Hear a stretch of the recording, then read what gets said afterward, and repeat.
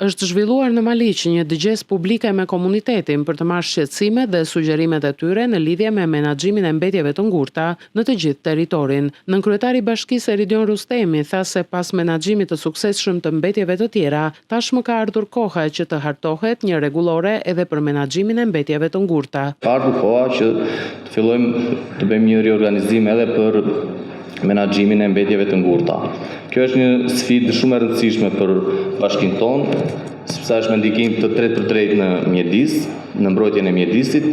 Për këtë arsye lindi dhe nevoja për hartimin e kësaj rregullore shumë të domosdoshme për menaxhimin e mbetjeve të ngurta, u hartua patjetër me gjitha kriteret e sipas legjislacionit në fuqi për mbetjet.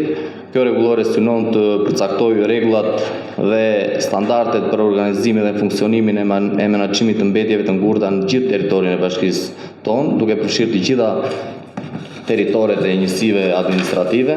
Fokusi i kësaj rregulloreje është krijimi një mjedisi të shëndetshëm për banorët e Bashkisë Maliq, duke përcaktuar rregullat specifike, referuar teknikave më të mira, të vlefshme dhe mënyrat e menaxhimit mjedisor të qëndrueshëm të mbetjeve të ngurta urbane në çdo fazë të menaxhimit të tyre, që nga prodhimi deri në fazën finale të trajtimit të mbetjeve.